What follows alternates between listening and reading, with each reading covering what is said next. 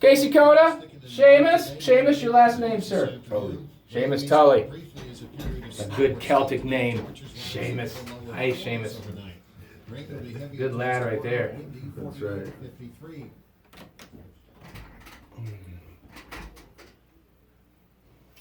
Ba-ba-ba-bum. It is 8:34 here on this Thursday morning, and I have the good fortune of being joined by Casey Coda from Coda & Coda and Seamus Tully. Yes, sir. Seamus Tully from Coda & Coda. Good morning, gentlemen. Seamus is over there in the corner. He's hiding. He was worried I was going to ask him to help us move here in a week, but Seamus quickly found something else to do. That's right. He had to wash his hair.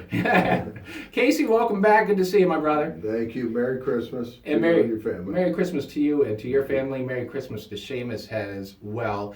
And once again, I love this time of the year because this is just an example of a local business that has been here for decades, just a member of the community, wherever you are, whether you're in Bellows Falls, you're in Brattleboro. Of course, I'm talking about Coda & Coda and the Ken Coda Gift of Warmth. And I want to kind of do if we can, I want to do Ken some justice here and explain real quickly for those that weren't with us a couple of weeks ago when we talked about this. Tell us about Ken Coda. Just tell us about him and what happened and what brought this all on.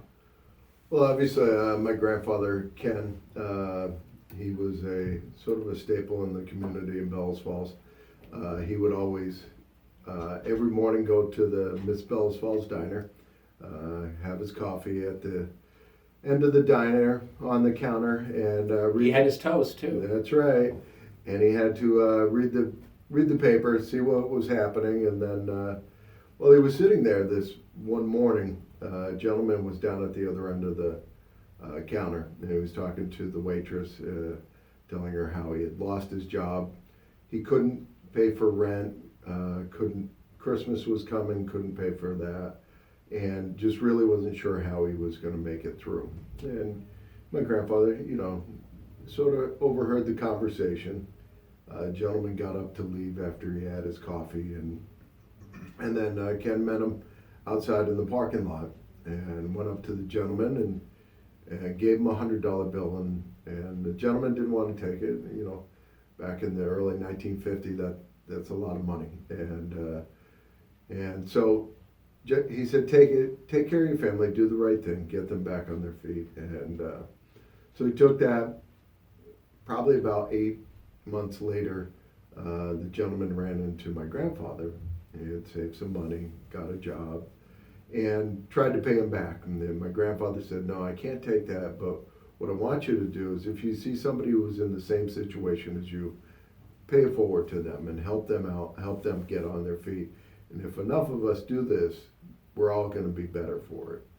So in that spirit, and the gentleman had come into the office back in 1984, and he told the story to my brother and I about what type of person our grandfather was and who he was. And of course, never got his name, but his story lives on, and we keep Ken's tradition alive by doing the Gift of Warmth every year.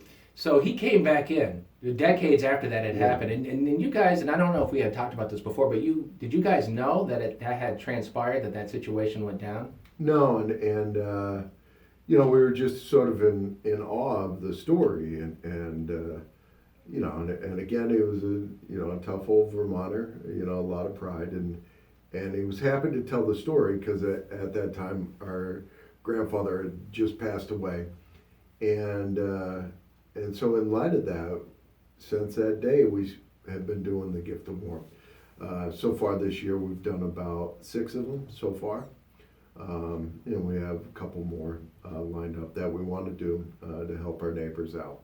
And that's the case here today. And obviously, without going into detail, because all nominations are confidential, but the person and family that's being helped out is in a tough predicament, like so many people are this time of the year, and so many people are, irregardless of the season, too. The other 11 months of the year, this person in question going through some health challenges, business challenges as well.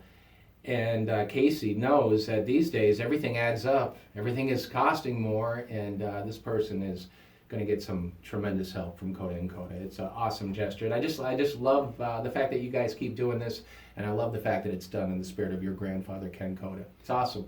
Thank you very much. And obviously, this will be a great opportunity for us to reach out to the person prior to Christmas and hopefully give them some good news that some help is on the way, and to help them get through the difficulty that they're going through now. And again, hopefully during this holiday season that we all think about our neighbors. You know, if they haven't been out of the house in a while, maybe we should go check on them. Yep. You know, maybe they just need you to swing over and say hello, and find out whether they need any help. And we need to really think about that this time of year, because it is a lonely time for a lot of our seniors, and we got to keep them in mind. And you know what, picking up on what Casey just said, I would even start that this weekend in light of some of the weather situations and the freezing rain. Check on those neighbors, check on them tomorrow. Just, you know, the little things is what really matters this time of the year. It's the reason for the season, creating some good in the hood and paying it forward. It is the Ken Coda gift of warmth. Our good friends at Coda and Coda, I want to thank Seamus Tully for stopping by. Seamus, if you want to help a family move some heavy furniture next week in Holla, give me a call, all right?